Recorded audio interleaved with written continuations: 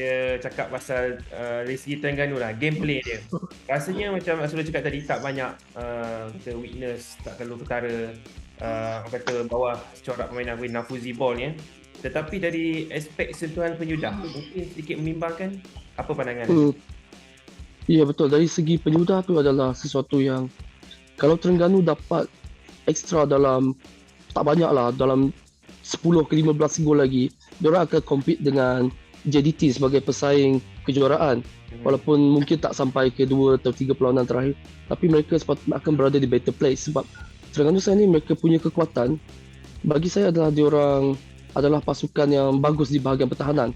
Kalau tengok rekod diorang dalam antara top 5, mereka adalah pasukan yang bolos dia tidak banyak lah. Rasanya cuma JDT yang bolos 1 digit lah. Tapi Terengganu antara tim yang bukan bolos sampai 20 bolos kalau tak silap saya lah. Betulkan saya kalau saya silap. Terengganu adalah, kekuatan dia adalah pemain ni adalah dia bermain untuk coach punya tactical tau. Kalau Nafuzi arahkan diorang main defensif, diorang akan bermain defensif. Kita akan lihat diorang punya komitmen pada coach tu adalah tinggi. Kita belum nampak lagi ada certain player yang apa tu tak berpuas hati dengan tactical coach dia. Terengganu tak macam tu.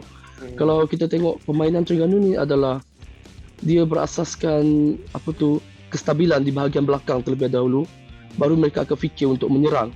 Di apa tu dalam proses mereka membina kekuatan di belakang tu, mereka kata-kata delay the process untuk membina kekuatan di bahagian serangan tu tak. Sebab mereka adalah pasukan yang nak steady the ship kat belakang. Kadang-kadang proses tu lama untuk mereka settle down, untuk mereka pergi, baru mereka akan pergi untuk menyerang. Tapi final ni adalah sesuatu yang berbeza sebab anda kena menyerang dekat final ni. Tak kisahlah menyerang banyak ataupun menyerang sedikit, kamu kena menyerang. Maksudnya untuk Terengganu sekarang ni mereka kena dapatkan gol awal berbanding dengan JDT. Saya rasa Terengganu lebih desperate untuk dapatkan gol awal sebab satu, kita fikir dari segi, satu lagi kelemahan mungkin akan ketara nanti adalah dari segi pengalaman di final. JDT group of player dia sudah banyak beraksi di final, sudah banyak terlibat dalam handle tekanan untuk kejuaraan. So Terengganu akan, saya tak panggil ni kelemahan lah, mereka akan cabaran diorang adalah untuk set dia punya mentality, bagaimana mereka nak handle tekanan pada final nanti. So dia punya kekuatan adalah lebih pada disiplin player di dalam tactical coach, dan dia punya kelemahan dia adalah mereka dalam proses mereka membina dia punya kestabilan tu, mereka kadang-kadang lambat untuk membina apa tu serangan. Sebab tu kita tengok dia punya goal contribution berbanding dengan dia punya bolos. Terengganu bukan pasukan yang banyak skor, tapi dia boleh defend dia punya goal. Kekuatan tu satu lagi, dia boleh defend goal margin yang sedikit. Itu saya rasa JDT pun tahu tentang perkara ini. Itu untuk Terengganu lah. Okey, untuk JDT pula, kita tahu, semua orang tahu mereka ada dua penyerang paling berbahaya di Liga Malaysia sekarang ini, Backside dan Forestieri. Gabung bersama 42 gol. Ya, cukup banyak. 23 untuk Bergson, tak salah saya 19 untuk Forestieri.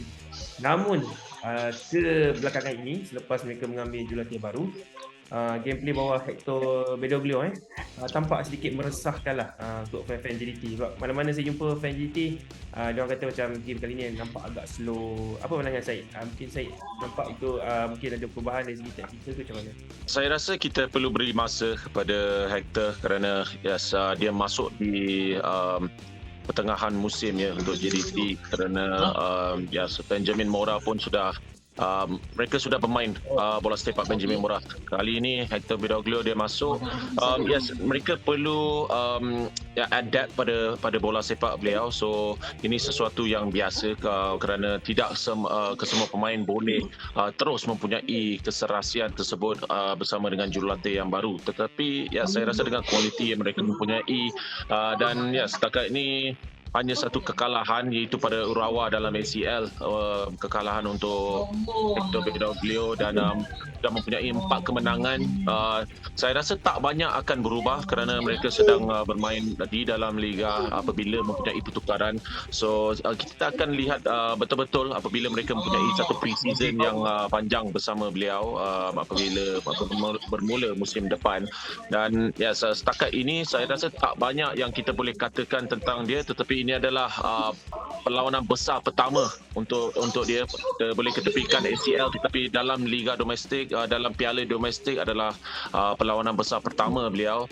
Kita akan lihat bagaimana dia akan membuat corak permainan beliau. Adakah dia perlu adapt pada permainan Terengganu ataupun dia kekal dengan apa yang mereka sedang lakukan sepanjang bersama beliau dalam 6 perlawanan yang telah diharungi apabila bersama Hector. Saya rasa jika mereka tidak berubah daripada permainan mereka menentang Selangor, mereka akan mempunyai masalah besar, kerana apabila Selangor telah meletakkan tekanan yang begitu cepat, tinggi menentang JDT tempoh hari, saya rasa JDT mempunyai sedikit masalah. Mereka tidak selesa kerana tak banyak pasukan yang telah melakukan tekanan tinggi dan laju ke atas JDT sepanjang musim ini, dan Terengganu mempunyai pemain-pemain yang boleh melakukannya, tetapi adakah mereka boleh melakukannya sepanjang 90 minit? Itu adalah persoalannya. Tetapi untuk JDT seperti Zalo telah mengatakan, mereka mempunyai pengalaman bermain di final, pengalaman bermain di pentas yang tertinggi. So kemungkinan dari segi perasaan gugup tu, saya rasa mereka tidak akan mempunyai itu. Tetapi apabila seorang individu, jika mereka mempunyai 1-2 individu yang tidak mempamerkan aksi yang baik di final, di situlah kemungkinan akan mempunyai masalah, kerana mungkin kelekaan 1-2 pemain itu akan menghukum diri mereka. Tetapi memang mereka mempunyai pengalaman tersebut untuk mengelakkan kelekaan tersebut, dan saya rasa JDT mereka perlu settle down dengan cepat. Mereka perlu adapt jika ada tekanan tinggi daripada Terengganu dan cuba main permainan mereka sendiri. Alright. Okay. Jadi kita boleh katakan begitu mendalam kupasan yang telah dibuat oleh Selo dan juga Syed ini tentang kekuatan kelemahan Terengganu dan juga JDT. Tetapi apa-apa boleh berlaku di final. Kita masih ingat tahun lepas Piala Malaysia favourite JDT, tetapi Kuala Lumpur telah membuat satu kejutan lah apabila taktikal yang berjaya menunjukkan JDT. Tapi kali ini final tampak seimbang. Kita tak tahu siapa yang mungkin akan layak dikobatkan untuk juara Piala Malaysia kali ni lah. Okey lah, last sekali lah, paling klise lah, soalan paling klise macam biasa. Siapa pilihan panel untuk juara, dan bagi sebab sikit lah kenapa. Kita start dengan Acelo dulu. Siapa pilihan Acelo? Saya rasa JDT masih lagi pasukan pilihan dari segi kekuatan diorang, tapi personally saya berharap pasukan Terengganu akan juara kali ini. Sebab saya rasa ini akan menjadi kalau Terengganu juara, dia akan menjadi satu statement yang penting pada pasukan-pasukan lain di dalam Liga M, bahawa kalau nak buat satu projek yang kompetitif, perlu jadi macam Terengganu, perlu jadi macam perlu percaya dia punya coach, perlu percaya dengan pembinaan DNA taktikal yang berterusan, kemudian lepas tu tidak menukar player sampai 10 atau 11 orang daripada pasukan utama kan.